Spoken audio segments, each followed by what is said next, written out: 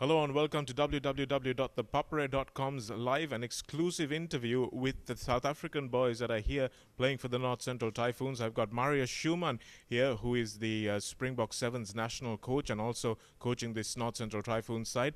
And here on my immediate left, Mark Richards, who is a Commonwealth gold medalist, just fresh from that gold medal a couple of weeks ago, and Stephen Hunt, who's one of the youngsters broken into the Springbok Sevens squad quite recently, but he's been in around the fringes for the last 3 or 4 years. Gentlemen, very pleased to have you on board. Thanks a lot for joining us.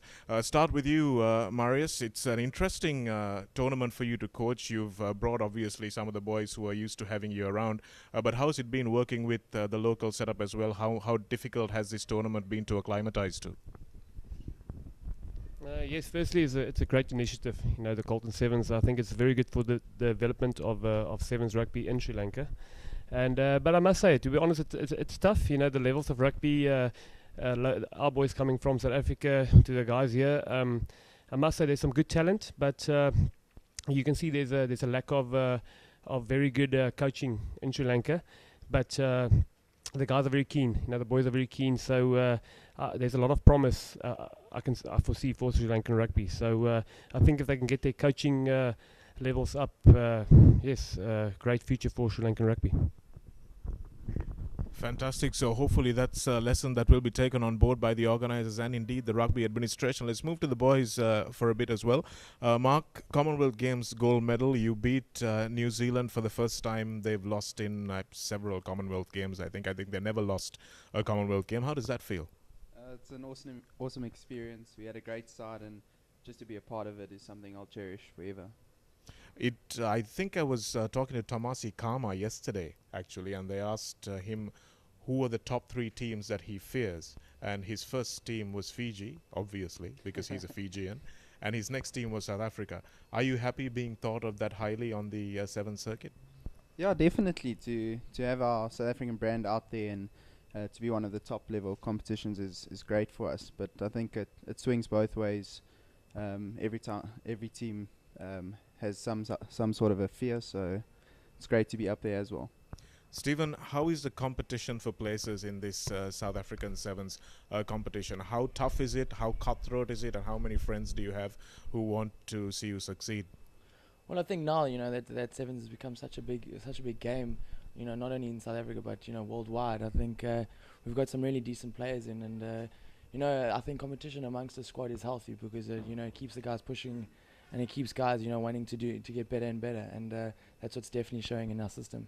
What is the relationship with you guys and the traditional 15s players? How do you view them and how do they view you? I think once you play sevens, you realize that it's a completely different game. Sevens is you think of it as a stepping stone, but it really isn't. You've got to kind of have attributes that most 15 players maybe have one or two of. Sevens player has to be a perfect all rounder. And do you think that y'all are at the top of that game at the moment, being an all rounder? Yeah, I think every single person that goes into our system, you kind of need those attributes, and no one in our system isn't there for a reason. So I think it's very good for the players. Marius, talking about that all-round angle of the game, that you have to coach all these skills. You've got to coach speed, strength, handling, rocking, tackling, one-on-one defense, everything. Is it more difficult actually to coach sevens rugby than 15s rugby sometimes? I won't say it's more difficult, but it's definitely a more individual approach that you have on the players. In 15s you can be beaten with a tackle, and there's so many players next to you that'll make the tackle, so you get away with a lot of things. Whereas in sevens you miss a tackle, you expose, and everyone's going to see, number 10 or number 11 or number 9 missed the tackle. So we put a lot of emphasis on our one-on-one tackling, on the rucks. As I said, only 6 guys in the defensive line with a sweep at the back. So if you've got to really have to be on top of your game when it comes to your especially your defense.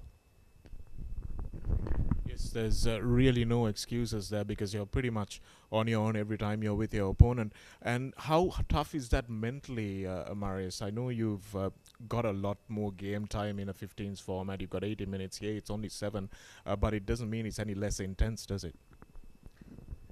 It's actually more intense. As you said, you got 80 minutes, so you can fix your mistakes. Whereas in sevens, you only got that 14 minutes. So and every ball counts. Once you're in the red zone or in their 22, you have to score. Every opportunity counts, especially when it comes to semi-finals and finals. When you're in their area 5 times, you have to score 4 times out of the 5, especially when it comes to semi-finals and finals. Other than the obvious physical differences between these guys and the local lads that you've met, age-wise, most of them are quite similar as well. You've got some young players on board here, and you've got these two South Africa Sevens players, as well as the fringe players as well that you've brought with you. So they're pretty much on par age-wise, experience-wise. But where do you think the difference is, Marius? What is your biggest attribute? Well, first of all, it's definitely a culture thing. South Africa, New Zealand, at sevens or rugby, it's a part of our culture, So the first thing I would change is the culture in Sri Lanka when it comes to rugby. They have to start their own little culture, and that's stuff like discipline, respect, and it's a mindset. The biggest thing for us is a mindset when it comes to training. You have to be able to train 2-3 times a day, and the one big difference that I saw also with our players and the local players, it's just the mindset when it comes to trainings as well. We obviously our guys are used to this, so all the players here and back home it's professional. I think I know it's really tough on the players here because it's not professional. So but still the players have to obviously make a choice, and once they decided they want to play rugby, because believe me, there's 2 or 3 players in our side that we've identified that we think can become such good rugby players. They've got all the talent in the world. They've got all the attributes that we look for sevens players back home. And now for that player just to make that mind change, that change in mind to say for myself, yes, I want to become a rugby player, even if it's not professional. This is the direction I want to go. I would say there's 2 or 3 players that can really go out there and play for Sri Lanka, or if they decide to change countries, they'll be able to play international rugby in the future. That's a big call, Marius, and I'm sure that's a huge vote of confidence for Sri Lankan rugby players who are watching. But I'll throw the same question to you, Mark. What is the difference you see on the training pitch and sharing a dressing room with some of our local youngsters as well, as opposed to sharing a dressing room with maybe a gold medal winning team? What are the fundamental differences? I think Mario said it there. It's a mental thing. A lot of a focus change. When we're in the change room, we all focus. We all ready. Boots are on. There's no one like half-hearted waiting around. We're all ready to go. But it's difficult here to say that because we don't know how the Sri Lankans are thinking, and that language barrier is quite difficult for us, having only 1 or 2 players that we can actually talk to and that understand what we're saying all the time. So it makes it difficult, but there is a big difference in the attitude that the guys have here and back home. So what would your advice be to some of these younger players? I think if they want to take rugby seriously and go into a professional environment, then it's just get to training and be ready to train. Don't get there and kind of fool around. Have fun. Rugby's all about fun. That's why we play the game. But you got to be ready to put your body and your mind on the line. Stephen, what about you? What have you noticed? Is this your first trip to Sri Lanka? Is it your first trip to Asia? No, I've been to Sri Lanka before. We played in as academy side. We came together and played in a Carlton tournament. I don't know which one it was. Okay. But so it is the second time, yeah. But it's tough to say, and like Mark and Mario said, I think it's definitely just an attitude thing. We brought up with it. We learn it at school. We go into the different setups in our in the country, and like everyone has the same attitude and the same mindset to just keep getting better and better. And it's tough to say because like some of them said, it's not professional this side, so they obviously understand the game differently. So I think obviously there's a bit of a skill barrier as well. It's probably some of them only haven't been playing the game for a few years, where we've been playing it since we could catch a ball. So would you say that you're as intense maybe playing high school rugby as you are maybe in the Springbok dressing room? Is it the same sort of intensity? Yeah, I think at that level, yeah, At you the- know, at the at level, the of course, time yeah. at school, you think you're a book, you know, you go out into the field and you give it everything just like you would if you're playing for the Springboks. So it's tough to say, but you know, it's definitely just an attitude thing. And when you say there's a little bit of a skill barrier, obviously we'll all agree with you. What other skills do you think we need to mark up as quick as we can? Well, you know, just basic things, you know, like catching and passing, you know, or with the players back home, you know, catching passing is so crisp and it's done without even thinking about, you know, and this side, you know, you obviously 1 or 2 fumble passes, but you know, also like during ruck time as well, I think, you know, we like Mario said in the beginning, it's also a coaching thing. The guys probably aren't coached, you know, well enough to realize that, you know, what you must do at rucks and how the game is supposed to be played. Marius, if there is something like that, a little bit of a skill barrier, if these guys couldn't catch a ball, would they even make it this far?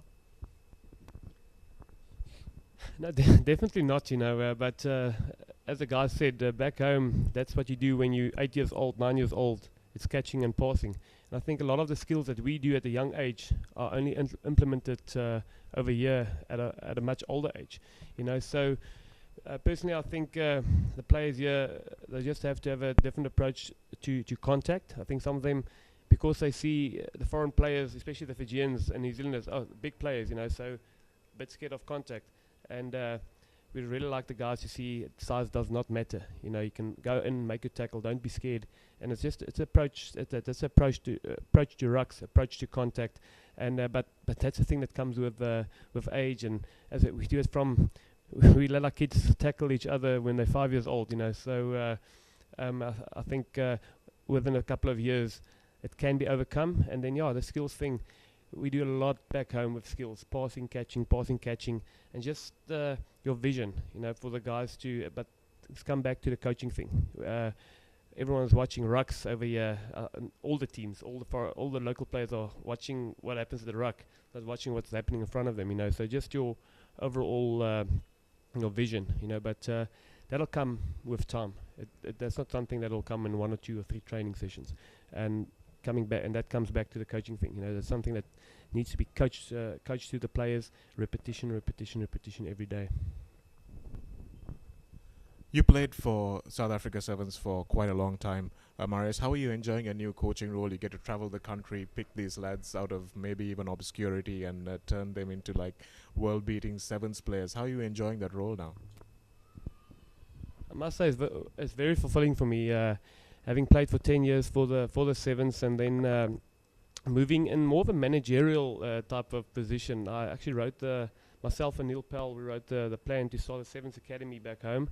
And so for me, it's awesome. You know, I can do my managerial stuff and I can coach a bit. So there's a bit of both. You know, so it's great for me. The greatest thing is when you can scout or ID a player when he's 16 or 17, and bring him into the academy and see a player become a Springbok or become a super rugby player or one of the heroes on the circuit. You know, with just to mention a few, Cheslin Colby, Justin Geduld. Van der Kok, they were all part of the Sevens Academy. You know, they didn't even play national youth teams back home, and we scouted them. They were like 3rd, 4th, 5th choice in a position at that time, and now they local Sevens heroes. You know, so it's also a good message for the players out there. You don't always need to be the best in a position when it comes to 15s to be a star in sevens. You know, so it's a system thing. Sevens, we have to work together as a team. So again, coming back to, you don't need to be the best to be a great sevens player. And you lads go back and do you play Currie Cup rugby as well? No, we are full time with the sevens.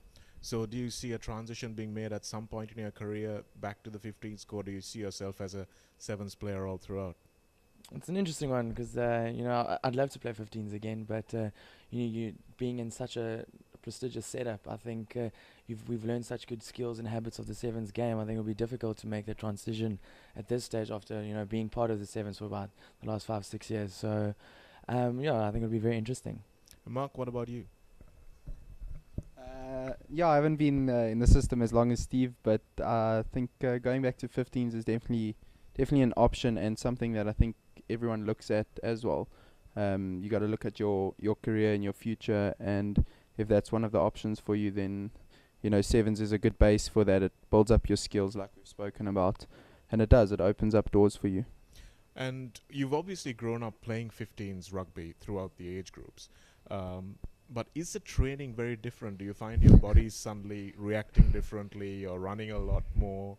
How do you enjoy that Yeah, aspect of it? I think we can put it away in a way. If I was playing 15s, I think I'd still feel 24. At the moment, I feel like I'm 30. So yeah, it's sevens is it's very physical. It's your body takes a lot of strain with all the intense training. In that 15s, you have your preseason and training gets intense, but it's not as much as sevens. Sevens is it's quite hectic. Yeah, it can be troubled times. How is Marius as the head man? He's actually he's actually quite chilled. He's been there, so he knows how the body feels. So yeah, he takes it easy on us. And Stephen, how do you rate him as a coach? Coach Marius, yeah. I actually started off playing, and Marius was one of the seniors. So now as a player and teammate, and now a coach. It's obviously he's someone I look up to, and when I go out into the field and I play for him, I give it everything. Have you seen the profile of South African sevens rise in the recent past, Marius? And how much is his gold medal at the Commonwealth Games mean? Does it mean you set your sights to 2016 in Rio as well? And will that help some of the Springboks maybe to come up, put their hand up and say, I might want to try my hand at a gold medal? And what do you say to them when they come and try to infiltrate your setup? Yes, I must say, I think this gold medal couldn't have come at a better time. It's a year and a half before the Olympics, and very good for the marketing of sevens.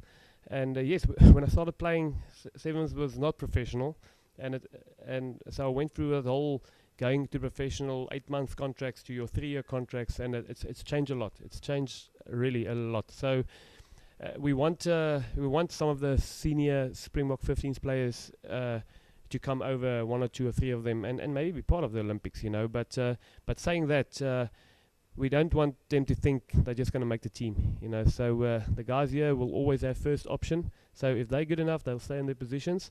We want the guys out there to come and fight for positions, because like all the other countries, the gold it's got to be your aim. 2016. So yes, we're looking forward to it. It's really exciting times. The next year and a half, 2 years. So it's a great journey for all of the guys, So I think we're all very blessed. So from what you describe, Marius, actually, rugby sevens is going through the same transition that Union Rugby went through in maybe 1995 when it turned professional. Do you see it becoming as big? Do you see the World Series sevens becoming as big as, say, the Super 15 competition or the Heineken Cup competition? Do you see it as becoming a complete different entertainment aspect all in itself? I definitely see that. Like you said, I don't think all the people know it, but there's more spectators, more people watching sevens rugby worldwide than people watch 15s. It's because we play in Asia and all the Asian countries, and you play in a lot more countries than 15s. So there's more spectators watching sevens. So yes, it's going to become bigger. I think it's going to be a problem for IB later. 15s or sevens, which one is the biggest? Entertainment-wise, I don't think there's a great opportunity. It's exactly the same as the IPL cricket, and we've seen where that went to. So maybe it's a good time to use this opportunity then to thank the sponsors of this event here. I think you've seen something and did something that I think is going to happen in other countries as well. Local sponsors, private sponsors putting money into events like this. This is awesome.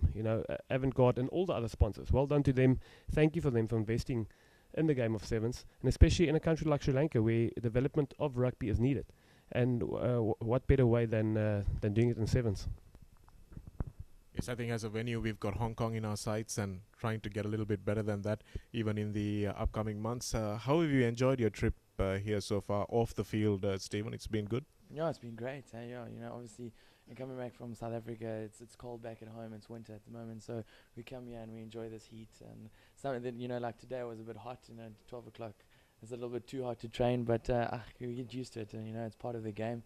But other than that, Sri Lanka's a great city. We've managed to see a bit of it. So yeah, I must say thank you. Thanks to all the organisers and the sponsors to making this happen, and bringing some international players, especially some of the world's best. Like some of the New Zealanders and the Fijians. So I think it's a great opportunity, especially for myself and Mark, and also some of the youngsters. So thank you. Mark, your first time here? Yeah, that's my first time. Yeah, I'm really enjoying it. It really is hot. We're not used to this. I'm from Durban, so I should be used to the heat and the humidity, but it's on another level. Yeah. So it's cool though. Today's training was quite tough because of the heat, but we're getting used to it. It's always nice to go to a new country and see what the culture's like and experience a bit of it, and we've got that opportunity here, so it's great to be here. How's the camaraderie between the teams, the Carlton teams as well as the international players here? I mean, you've got guys you play against regularly like Tim Mickelson, Gillis Kaka, and are you friends with these guys, or is it just very much a hi mate, how are you? No, everyone gets on. I think that's what the game of rugby brings. On the field, you worst enemies, but as soon as you walk off, you're friends, and you can shake hands, you can chat, you can maybe have a beer after the second tournament or something like that. So we really get on well, like they're normal people. And what are your plans for this weekend? I know you weren't too happy with your performance over the last leg, the Typhoons. What's the plan this time?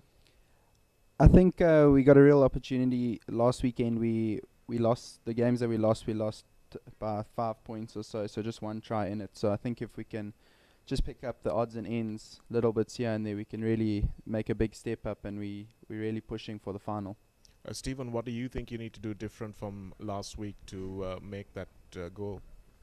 Yeah, like Mark said, the games that we lost, we didn't lose by much. I think we've also come to realize, and we've seen that we actually have potential to take this tournament. Or at least make the final, kind of thing. So, yeah, we've been working on a few things that we maybe feel that we kind of needed this past weekend. So we've been doing that this week, and we played a warm-up game against the challengers this afternoon, and the things are looking good. The guys are attacking nicely, and we're just trying to build on those habits of following the ball runner and making sure that we're cleaning and getting back a quick ball to get it out wide. So yeah, I think it's going to be an exciting tournament. I think the turf's going to be a little bit harder than it was in goal. It was a little bit slippery, so we have one or two steppers in the team, like our little man Sticks. So he's going to be able to use his feet this weekend, so it's going to be exciting. Good, it should be good fun. Marius, coaching, decision making, do you find that there's another huge difference between your boys and some of the local boys that you have to coach decision making a little bit more with our other guys? Yes, definitely. Back home we've got a game plan, and the guys come in and we'll do the same things for 5, 6, 7 months. With the youngsters, so it's easy for them. They know exactly what to do on the field. When it comes to locals, I must say it was a challenge for me last week. But saying that, I must say the spirit and the attitude that our local players have, it's been great. So I think if they can, obviously it's going to take time. So if they can gel just this week, the foreign players and the local players, we can see some exciting stuff. As Marky said, we only lost by 5 points 2 of our games, and was it not for that, who knows? We could have been in the final, and I think with the players we have, it would have been a good result. So yeah, we're looking forward, and we want to show especially our local players on our team that what they can achieve in life. So be a good thing for us to give something to them, and just to end off on a high note. This week in Colombo, I must say it's been great. We had some fantastic times, and we're still going to have some good times on and off the pitch. So we're making the most of our trip and our visit here in Sri Lanka. Fantastic. So all the best to you guys for the weekend. Thanks a lot for joining us on thepapare.com, and hopefully this won't be the last time we see you guys here in Sri Lanka. Cheers. Awesome. Thanks.